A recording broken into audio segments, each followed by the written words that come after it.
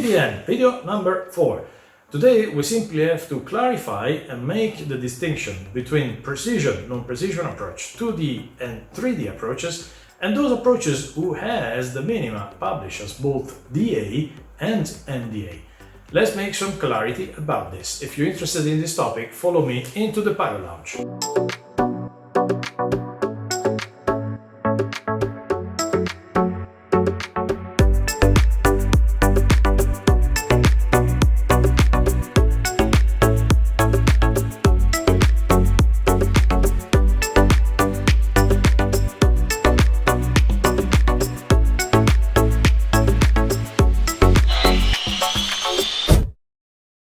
Hello everyone, today we are at PBN video number 4. First of all, thank you for watching, thank you for considering liking and subscribe, sharing this video with your friends.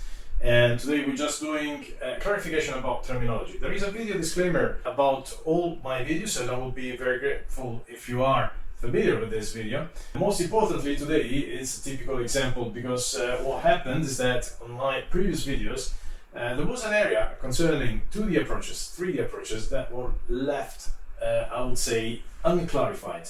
I didn't really go through the full problem, which of course is something that has to be done in a theoretical instruction. And what happens is that I see many of my students, many of my audience that send me a number of questions and emails asking for clarification. So this is a topic that requires clarification. At the end of the day, the matter 2D approach, 3D approach, precision approach, non-precision approach, it's a fairly easy matter. So it's very simple. Now we said that in the past there used to be only two types of approaches, and the type of approaches we had was the non-precision approaches, which were NDBs, VR approaches, and the precision approach was the ILS. Microwave landing system is technically a precision approach as well, but this one is not being actually used. So what happened is that the game was pretty easy because you had non-precision approach, which are considered 2D approaches, and precision approaches, which are considered 3D approaches. But what happened is that the area navigation system kicked in time, and the things changed.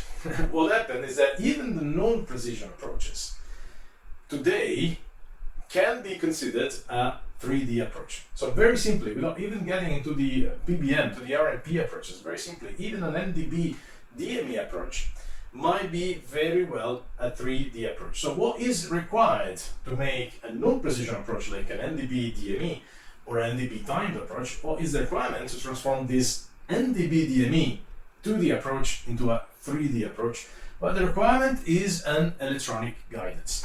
Basically, with the modern sophisticated electronic system pilots has available today, it is possible to fly a non-precision approach by coupling the autopilot to the electronic guidance produced by the computer, by the GPS, by the FMS, or by whatever other vertical navigation system.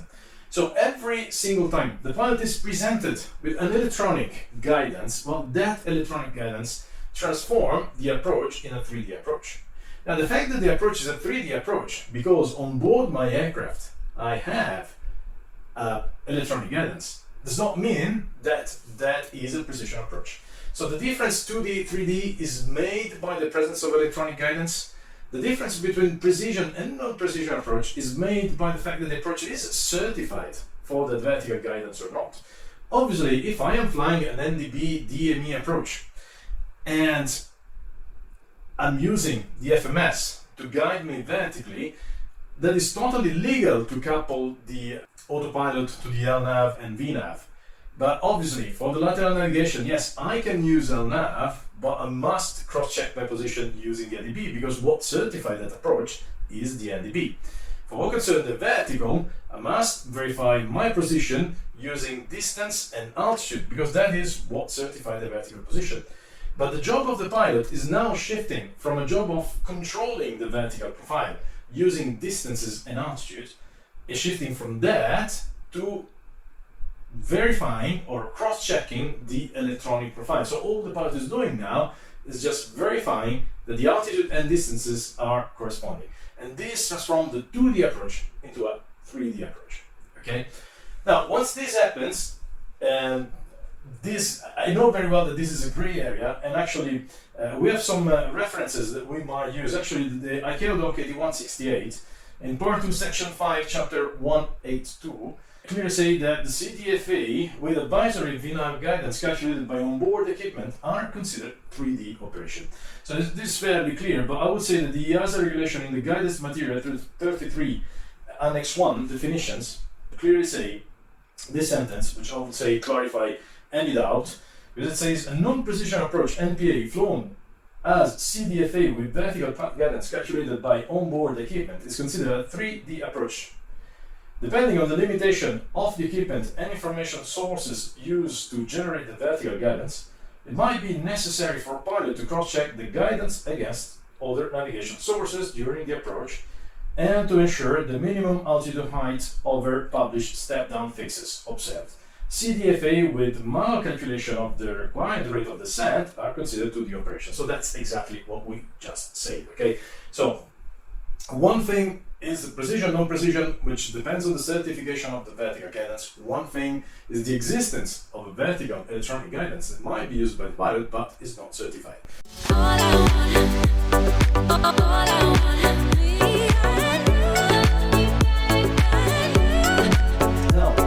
This caused a little bit of, I would say, questioning, maybe problem, confusions. I often have this question from newly promoted examiners that says, yes, but how can I test my crew on a 2D approach?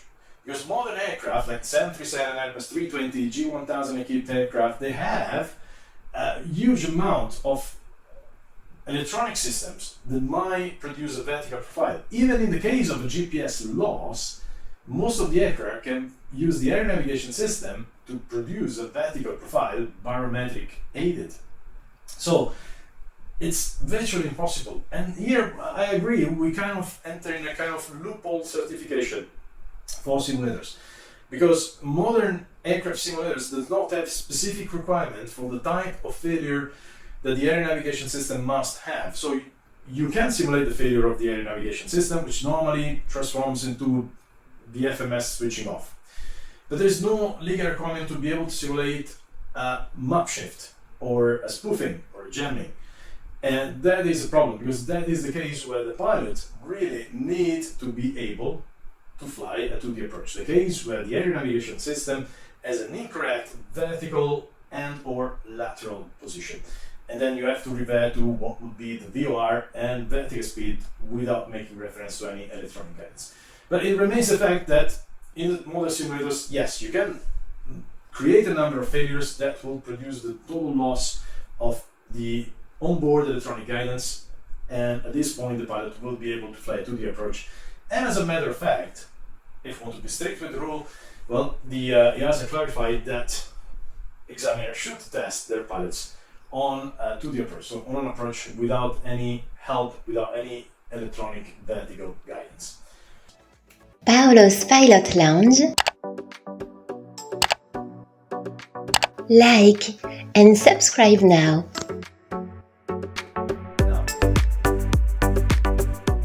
Now, to get a bit more in deep into the regulation of CDFA and clarify the use of minima, we have to discuss the use of this electronic guidance on non-precision approach. So we say non-precision approach might be with or without electronic guidance, which is made on board the aircraft. In all cases, if it's an NDB DME, it remains a non-precision approach, but it might be flown as a 3D approach.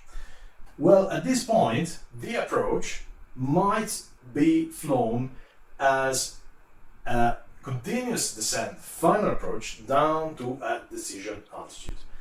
To do this, you need, or the operator needs, the EASA approval. So this is not a normal procedure for a general aviation pilot to fly a non-precision approach using an electronic guidance and descending to the DA, to the published DA.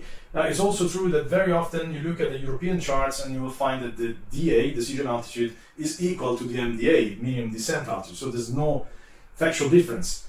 But technically speaking, they could differ. And in the case they differ, you should always use the minimum descent altitude, because that is a non-precision approach and you're just using the electronic guidance on board your aircraft to help you in producing the descent.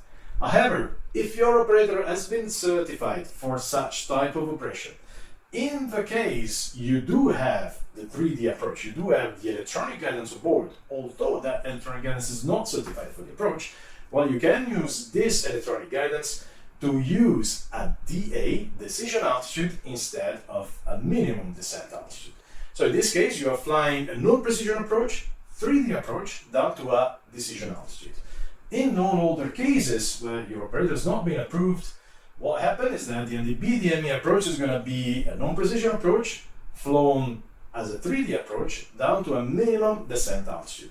Now, as you very well should know, the difference between the descent altitude and the minimum descent altitude is that the descent altitude includes in the value a margin, a reaction time of the pilot to realize that he is not in contact with the runway, and while he is on the final descent angle, 3 degrees normally, he reached the minima, does not see the runway, and start the misapproach by slightly descending below the minimums.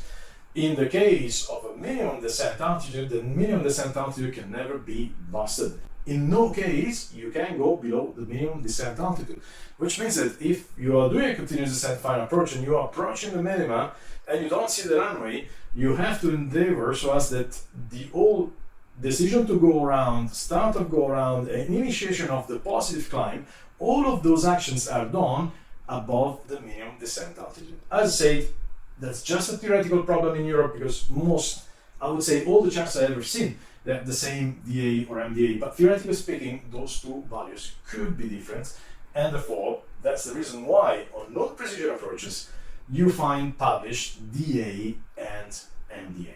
In conclusion, we can say that there is a number of approaches like ILS, GLS, MLS, which are precision approaches. Those approaches as a certified vertical guidance, and they're indeed flown down to a DA because there are 3D approaches. Then you have approaches with vertical guidance. Those approaches, which are LNAV, VNAV, and LPVs, are approaches where the vertical guidance is certified but still fall under the precision of a non-precision approach. However, those approaches are 3D approaches because, as we just said, the vertical guidance is certified. And all approaches with a 3D approach, they're flown down to a DA, same as the ILS and the MLS. Then you have non-precision approaches, which could be the LNAV approach, the NDB, the VOR. Those approaches, they're normally flown down to an MDA.